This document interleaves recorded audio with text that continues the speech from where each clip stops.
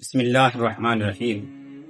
والدہ کے انتقال کے بعد محمد صلی اللہ علیہ وسلم مکہ میں ام ایمن کے ساتھ واپس آتے ہیں۔ وہاں پر دادا آپ کو گلے لگا لیتے ہیں اور آپ کے سر پر شفقت کا ہاتھ پھیرتے ہیں، آپ کے کندھوں کو تھپتھپاتے ہیں اور آپ سے بے پناہ محبت کا اظہار کرتے ہیں، بے پناہ محبت کرتے ہیں۔ حرم شریف کے اندر جب فیصلوں کے لیے بیٹھتے ہیں تو گدی پر اپنے برابر میں بٹھاتے ہیں، جہاں پر ان کے بیٹوں کو بھی آنے کی اجازت نہیں ہے وہ بھی وہاں سے دور رکھے جاتے ہیں۔ دوسرے سرداران جب یہ دیکھتے ہیں تو انہیں رشک آتا ہے، لیکن اس سب کے باوجود جب آپ گھر کی چار دیواری کے اندر ہوتے ہیں تو آپ کو اپنی محرومی کا احساس ہوتا ہے، والد اور والدہ کی یاد ستاتی ہے۔ اس سب کے باوجود برکہ وہاں پر موجود ہے جو آپ کی مونس و غمخوار ہے، اسے آپ کی ضرورتوں کا احساس ہے، وہ ہر وقت آپ کا خیال رکھتی ہے۔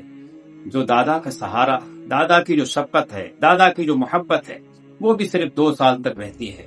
8 سال کی عمر کو جب آپ پہنچتے ہیں تو دادا عبد المطلب بھی 82 سال کی عمر میں انتقال کر جاتے ہیں۔ آپ دادا کے انتقال پر بے حد غمگین ہیں، آپ کی ہچکیاں بن گئی ہیں، آپ زاروں قطار رو رہے ہیں اور اپنے دادا کے جنازے سے لپٹ جاتے ہیں۔ آپ کو اپنی محرومی کا بے حد احساس ہے۔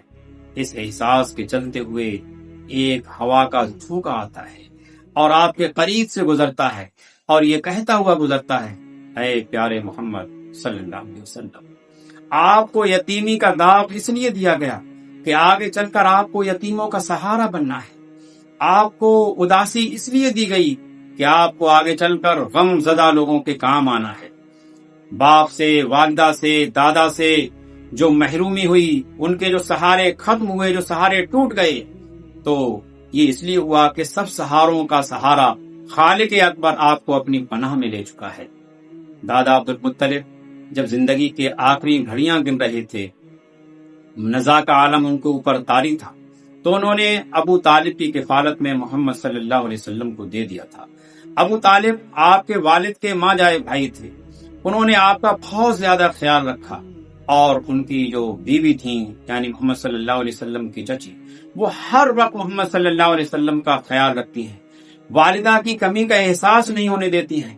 چچا بھی بہت زیادہ محبت کرتے ہیں، والد کی کمی کو پورا کرنے کی کوشش کرتے ہیں، اور آپ کا شعور بیدار ہوتا ہے، آپ کے اندر صلاحیتیں ابھر کر آتی ہیں، اور ابو طالب کے گھر سے باہر بھی آپ دوسرے لوگوں کی توجہ کا مرکز بنتے جا رہے ہیں۔